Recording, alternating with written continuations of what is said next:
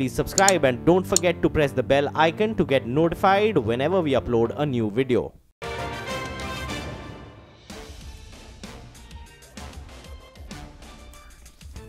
Hi, good afternoon. You're watching Your Stocks. I'm Sumera Abdi. With me is Reema Tendulkar. Well, for the market, it's we've been range bound in a 20-point range on the Nifty, but it's been a very, very eventful afternoon. Lots of news flow coming through, and I think, Reema, lots more on IndusInd as well. Yes, now the stock is down close to about 2%. So fresh selling seems to have come through. The slippage figure is out. Slippages have more than doubled to 860 crore versus 408 crores. So the first leg of the downfall on IndusInd Bank could be explained by that large F517 divergence between the gross NPAs reported by the bank and as required by the RBI, which stood at 1350 crore. But the second round of selling pressure perhaps is on account of the slippages doubling, more than doubling, to 860 crore versus 408 crore on a quarter-on-quarter basis. Is still generating, bad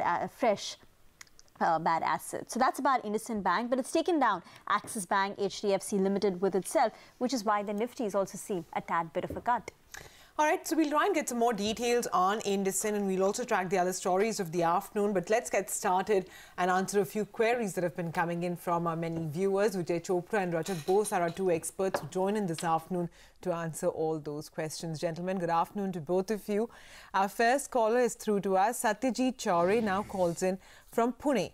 Hi, Satyajit. How can we help you? Yeah, hi. I had a query regarding TCS. Now that IT had a big run in past couple of months, so I was thinking whether to buy TCS or not, because it has a good run in a few months, and today being the quarterly result, so I was thinking to buy around 200 shares of TCS at current market price. So is it a good buy, or maybe for short term? Okay, Vijay, let me come to you on this query. He wants to buy ahead of the event. Is that advisable, not just in this case, but, generally, is it advisable to buy ahead of a big event? And what's your take on TCS? Does it look like a good buy now? Well, I don't think that before the event you should initiate any buy. Until and unless the market is absolutely favorable for everything. So I would say that you hold, if you want to buy TCS, buy around 3,000. That would be a great level to get into the stock. But yes, if at all we see some kind of a good uptick in the numbers, we can probably see TCS inching towards 3,300, which is a major resistance. So I would say that if you want to buy for a short term, maybe 30, 40, 50 rupees, that is something else. But if you want to buy, I would recommend get into Tata Elxsi. It hasn't moved up much, but has a potential of going up considerably. So, apple to apple comparison, I would, recommend a Tata Elxsi over a Tata, consultancy. Okay. And bear in mind, TCS is trading very close to its record levels of 3,259, so just 2% away from the highest level TCS has ever seen. So stock has already moved up quite a bit. Rajat, your thoughts technically? Do you see upside from these levels? Well, you see, Tata TCS actually is getting resisted around 3250, 3260 kind of levels. As you mentioned just now, that 3259 is the record level that it has clocked recently. I mean, even in the month of January, this was the level from where it reacted and went down all the way to about 2800. So my suggestion would be, even if the results were to come and people get enthused initially, see to it that 3250, 3260 range is taken out decisively, then only buy. Otherwise, buy on a correction after the results. If market doesn't get as much enthused, maybe you will get it close to about 3,000 levels. If that were to come, then buy. Since you are buying for the long term, you have the scope to wait and buy at a level where at least you can see some upside on the at least in the near term. Get in a few more queries that we've got. Dharmesh has written to us from Pune. He wants to buy 100 shares of IndusInd Bank for the long term, and he wants to know if it's the right time to buy the stock. The stock is given a correction of close to about 1.5%. Vijay, generally IndusInd Bank reports steady numbers. It's been a wealth generator for most of the retail shareholders. Would you use this 1.5% correction to buy the stock for the longer term? Is that your recommendation? Well, I think that nothing has gone wrong with the bank, but it is showing clear tiring signals. And once any stock or any particular company reaches a level, it requires some kind of a decent correction for starting another up move. So if somebody wants to buy with a longer term perspective, I think that IDFC and IDFC Bank both are good stocks to have with a longer term perspective, valuation wise, asset quality wise, because being a newer bank in the on the block, I think that the asset quality is fairly stable as compared to others. There are no baggages as such, and if somebody wants to buy with a 3 to 5 year perspective, this stock probably could be a multi-bagger, and they are growing their network steadily. So I would recommend that why to go with a bank which has already risen so much and has been a wealth creator for so many. I completely agree. But at the same time, if somebody wants to create wealth, they should look for stocks which have a potential of creating wealth. So IDFC and IDFC Bank, I would recommend that if somebody wants to get into, they can get into the stock right here. All right, gentlemen, let's in fact now head to New Delhi. The two-day Mind Summit has kick-started, and CNBC TV 18's Prashant Nair is moderating a panel now on whether we're now smarter about our future. So let's hear out. Newer diseases are coming, but fair enough, we'll find out a solution to that also. In financial market, we have seen central banks coming and rescuing things. Earlier, Bank of Japan used to rescue Japanese companies. Then we saw US Fed rescuing various institutions. And we have now seen European Central Bank rescuing the entire countries. So why are we worried about? The risks will be there, volatility will be there, but I think we have far better institutional framework to manage those risks. Briefly, do you agree with Obik's point that maybe the world is getting smaller in the sense, I mean, from an India perspective, it's going to be less receptive of what we want to send out as exports? I mean, just defining it more closely. So let me put it in a different context. We have to maneuver our way.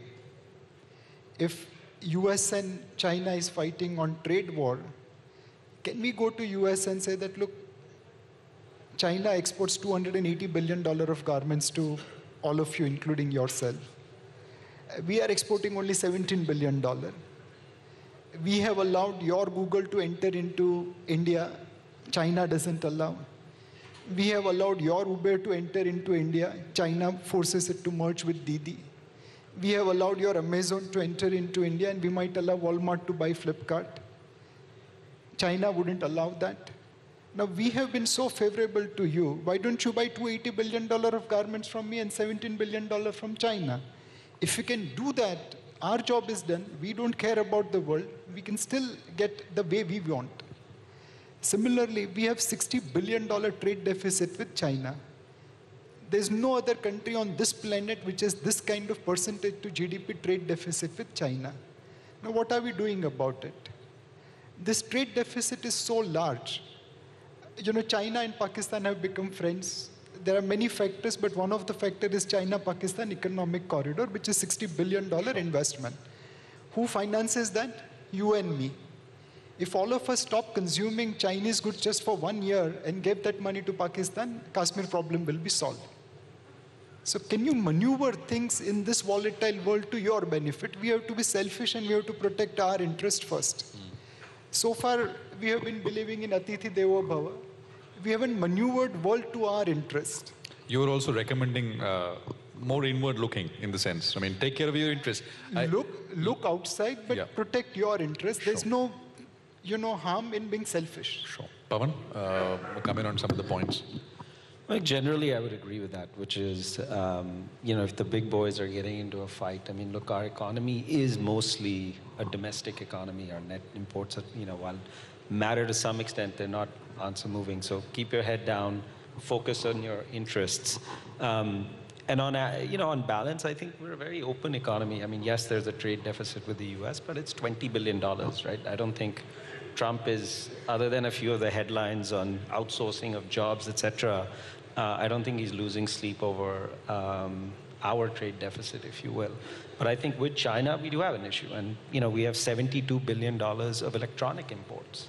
How are we going to solve that structurally? I mean, technology is going to be a big part of what all of us consumes and the cell phones that we have. And, We need a strategy to solve those types of issues rather than really, focus on trade wars.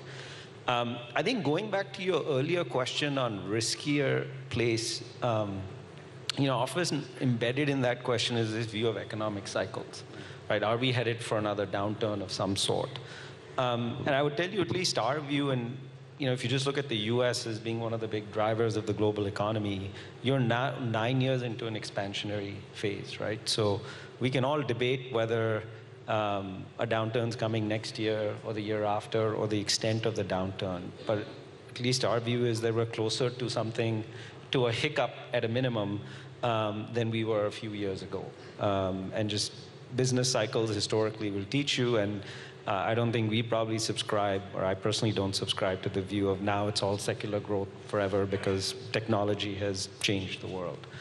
So I think and you're not talking about financial markets. You're talking about the economic cycle having run the underlying, yes, for 8 or 9 years. And then look, financial markets aren't, obviously financial markets move much more quickly.